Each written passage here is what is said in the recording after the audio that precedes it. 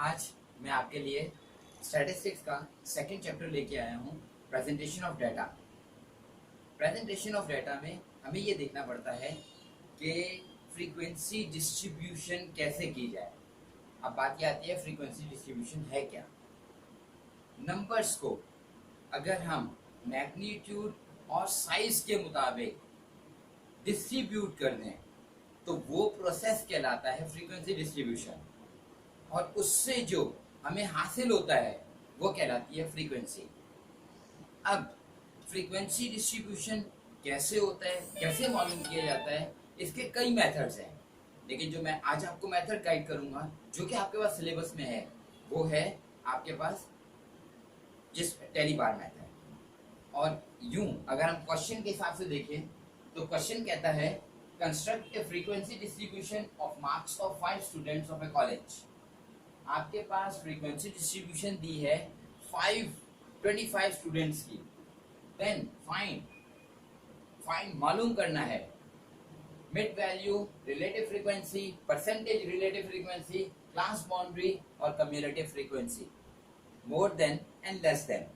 अब एक बात है, आपको ये क्वेश्चन पेपर में जो है वो पूरा क्वेश्चन नहीं आएगा। मैं यहाँ पर एक ही क्वेश्चन में आपको तमाम भी चीजें सिखा दूंगा जिसमें आपको जो है वो पेपर में मुमकिन है कि मिड वैल्यू दें, वो टेली बार के साथ फ्रीक्वेंसी के साथ इन चार में से कोई 2 या 3 चीजें दे दें। लेकिन आपको एक साथ लेक्चर में मैं आपको ये पूरा बताने की कोशिश करूंगा कि प्रेजेंटेशन ऑफ डाटा में फ्रीक्वेंसी डिस्ट्रीब्यूशन में कौन कौन सी चीजें आती हैं, और ये सब चीजें एक दूसरे से बड़े बहुत कनेक्टेड होती हैं।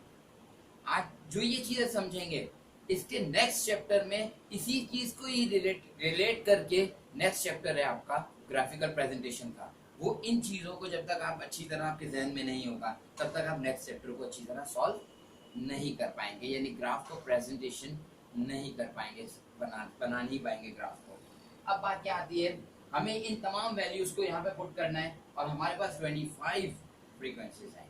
अब यहाँ पर हमें सबसे पहले ये देखना है कि इसके मैक्सिमम वैल्यू इस पूरे में कौन सी है आपके पास। तो मैक्सिमम वैल्यू आपके पास है 48। मैंने पहले इसलिए लिख लिया ताकि उस वक्त हमारे पास टाइम बच जाए।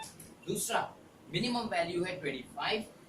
रेंज क्या होती है, जब मैक्सिमम वैल्यू को मिनिमम वैल्यू से माइनस कर दें तो हमारे पास आ जाती है रेंज। अब ये बात आती है साइज और मैग्नीट्यूड हमारे पास कहां से आया। साइज ऑफ मैग्नीट्यूड यहाँ पे नीचे क्वेश्चन में लिखा है taken as an interval of 5 marks, मतलब उसका साइज दिया हुआ है इंटरवल का और वो है आपके पास h, वो है 5। अब इसका मतलब क्या हुआ, अब आप यहाँ पर देखिए मिनिमम वैल्यू क्या है आपके पास 25।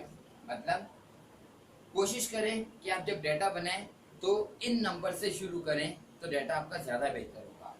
आपके पास 25 ही है तो 5 के टेबल में आने वाले से अगर बनाएंगे तो आपके लिए इजी हो जाएगा टेबल। अगर हम 25 से स्टार्ट करें तो क्लास इंटरवल में सबसे पहले हम क्या करेंगे 25 टू, यहाँ 25 भी काउंट करेंगे 25, 26, 27, 28 एंड 29। तो ये हो जाएगा 25 टू 29। ये हम उस वक्त तक इंटरवल बनाते रहेंगे जब तक हमारे पास मैक्सिमम वैल्यू नहीं आती। अब उसके बाद हम क्या करेंगे, यहाँ पे लेकर चलेंगे 30, एक नंबर छोड़ देंगे, फिर 32, 34, फिर क्योंकि इन दोनों के दरम्यान 5 साइज, फिर 35, एक नंबर छोड़ देंगे और यहाँ पर आ जाएगा 39, फिर यहाँ 40 टू 44। अब यहाँ देखेंगे कि हमारे पास वहाँ 48 तक है तो हम यहाँ पर 45 टू 49 भी करेंगे तो यहाँ पर हमारे पास 49 तक आ गया और ये हमारे पास 48 की वैल्यू जो है वो उसमें आ जाती है। अब यहाँ पर हम देखेंगे कि 49 की वैल्यू और यूं हमारे पास ये काम पूरा हो जाएगा। और इस तरह अगर हम देखें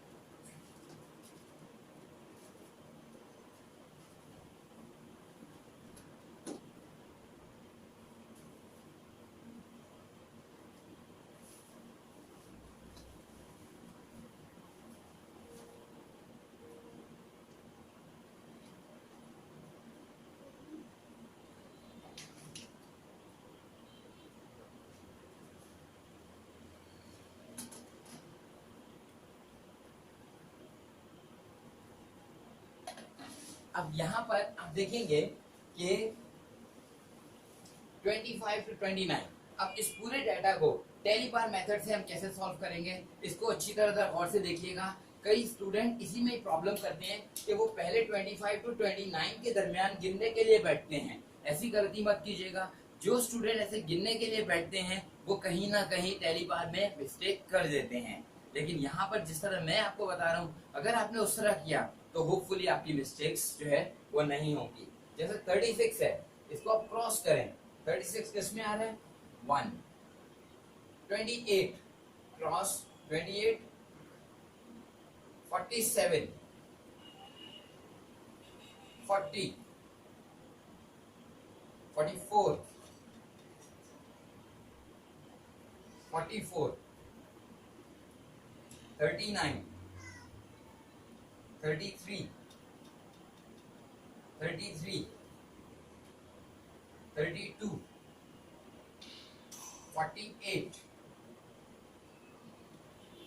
34। जब 4 मुकम्मल हो जाते हैं उसके बाद 5 का बंडल बन जाता है, यानी ये 4 बनाने के बाद 5 का बंडल बनाने से हमें इजी हो जाता है काउंट करना कि इसको हम 5 काउंट करेंगे। उसके बाद 38,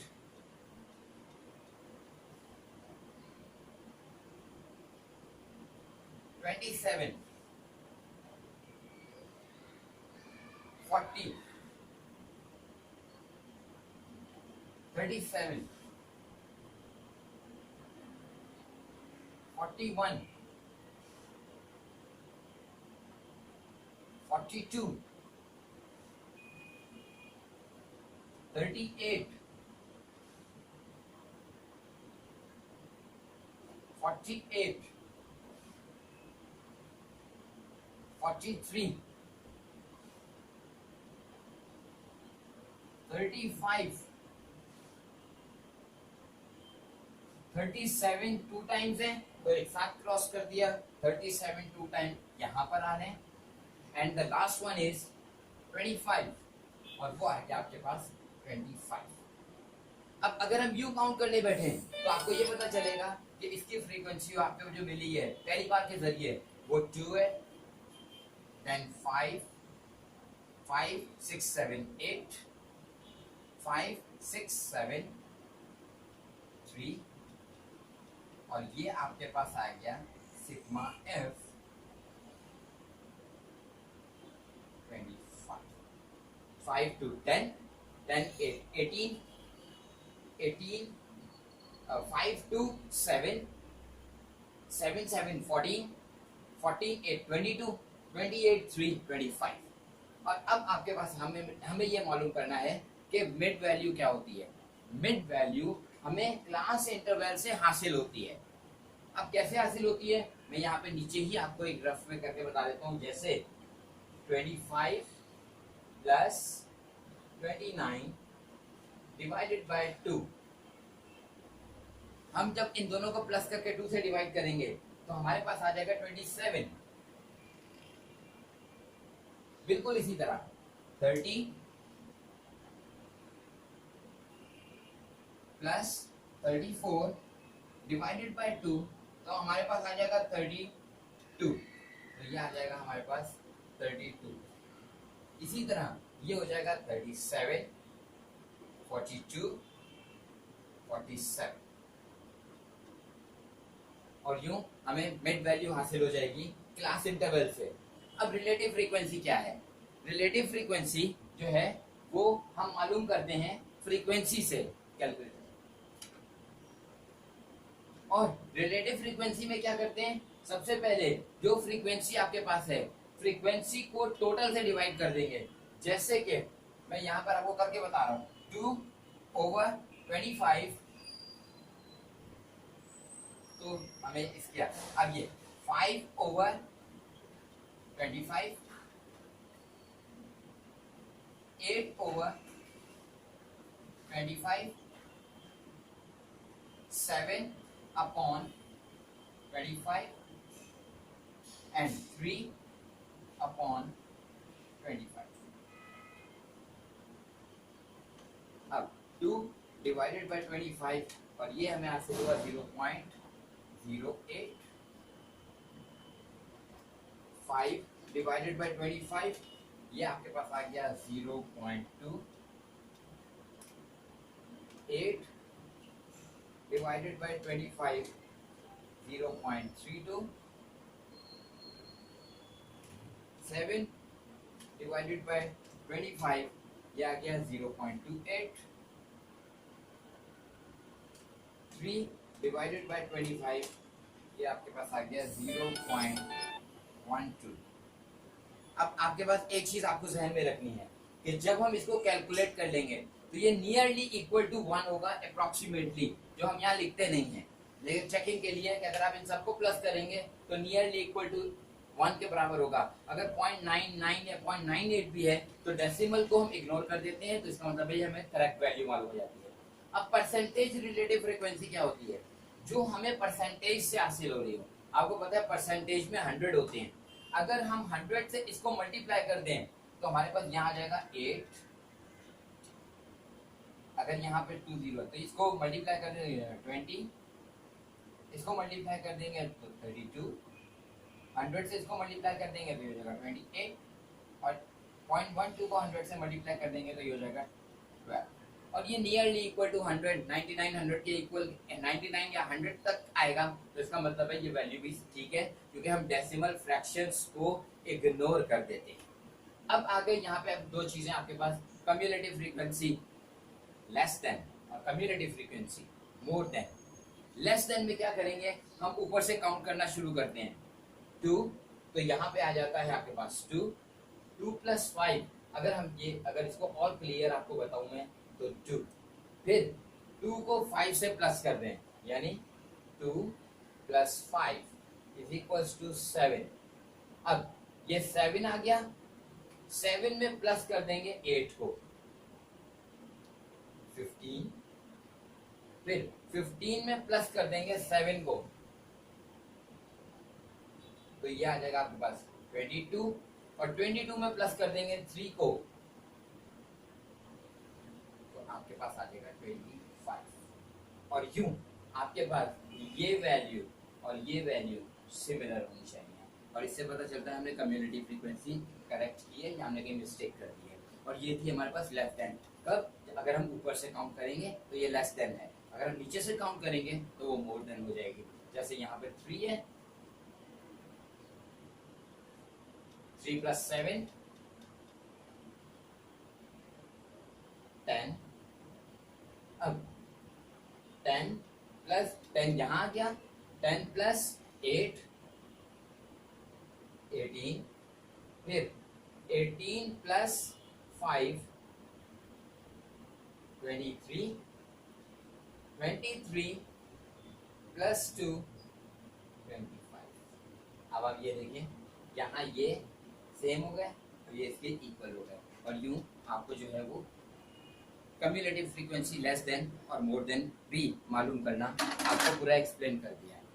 अब यहाँ पर एक बात आती है कि इसमें आपको अगर पेपर में कोई क्वेश्चन आता है, क्वेश्चन आपके 50 मार्क्स का है, उसमें आपको 8 क्वेश्चन में से 5 अटेम्प्ट करने होते हैं शॉर्ट क्वेश्चंस में, और लॉन्ग क्वेश्चन में 3 में से 2 अटेम्प्ट करने पड़ते हैं। अगर यूं हम देखें तो हमारे पास MCQs